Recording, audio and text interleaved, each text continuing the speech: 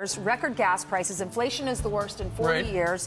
The president's approval ratings are so bad. Worst crime since the 1980s. And yet, I heard last night this is an indictment on the Republican Party. Is it? I mean, oh, Ainsley. And the Deuce Meister. And whatever the fuck that other guy's name is. Fox and Friends was fun to watch on Wednesday morning. Watch as these three melt the fuck down. The red wave has not materialized in the House yet, but you know where it did materialize? The great state of Florida. The cover of the New York Post says young GOP star DeSantis romps to victory in Florida. DeSantis is the future because it looks like he will win by about 20 points, which is extraordinary given the fact that back in 2018, he beat Gilliam by just 33,000.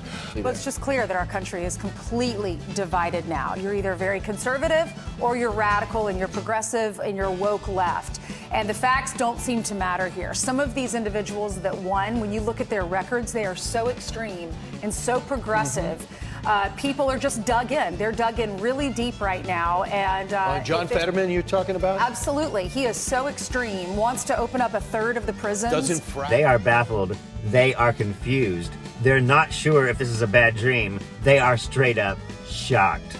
How about Mandela Barnes? I mean, he wants to open 50% of the prisons. Right. He's and he's running against Ron Johnson, but it's still tight. But how do you explain this country now, Brian, to your point? I mean, we have open borders, record gas prices, inflation is the worst in 40 years. The president's approval ratings are so bad, worst crime since the 1980s. And yet, I heard last night this is an indictment on the Republican Party. Is it? I mean, how are these issues, when our country is in such a bad state right now, how is this not a red wave?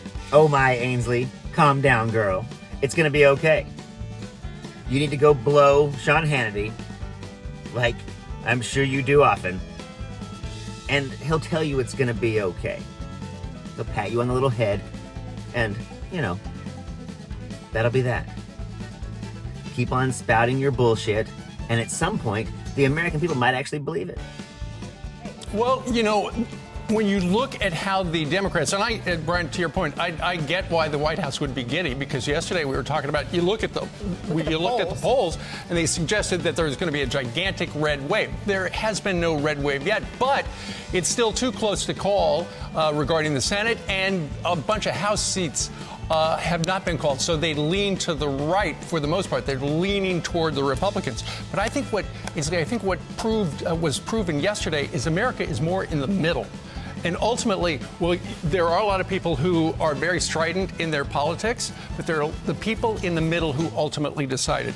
If the Democrats were able to limit their losses through the issue of abortion, and I was looking over at the CNN exit polls, they said that 27% of the voters in House races said that abortion was their number one issue, second only to inflation. And of those who cited abortion as their most important issue, 76% voted for the Democrat. Also, abortion voters sided with Democrats in favor of abortion rights in Michigan, California, and Vermont. So while we've been talking a lot about inflation, and it certainly does impact people, it seems like abortion was a gigantic motivator for Democrats. Yeah. Oh, Deucey, you're so weak and pathetic. I wonder what could have possibly made this election go the way that it went.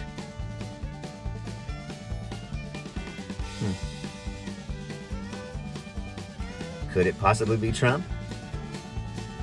It might be. Y'all should consider that it might be Trump. And January 6th, that was a mistake. Politically.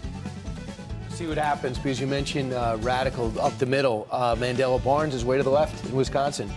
John Fetterman is way to the left in Pennsylvania. Yep. Warnock is very... Warnock is way to the left, pretending that he wasn't in Congress. But listen, right now there's so much to determine. This is why you got to watch throughout the show. Things are changing. Think about Nevada. Right now we're 48-48. Adam Waxel slightly in front. And then you see what's happening in Georgia. We look like we're heading to a runoff. I don't think anyone doubts that. But we'll see what the runoff will mean, because you have also in the Senate race, Mark Kelly with his lead, but is shrinking in Arizona. All this is developing throughout our show. Well, Florida everyone's watching Florida. That was interesting, the New York Post cover, the future. So we'll find out if he's going to run for president. DeSantis won everywhere in the state, and in particular in notable Democrat strongholds, and we've been talking about this over the last week. In Miami-Dade County, which Joe Biden won by 85,000 points, Ron DeSantis will win by close to double digits. It is now a ruby red state. DeSantis is welcoming anyone who wants to escape their liberal states. Conservatism just works there. There he is with his family last night.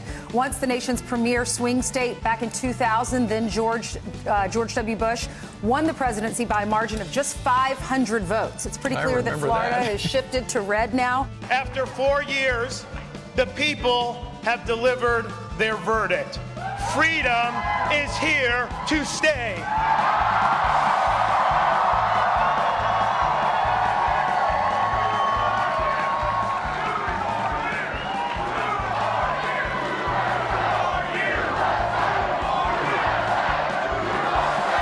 We saw freedom in our very way of life in so many other jurisdictions in this country wither on the vine.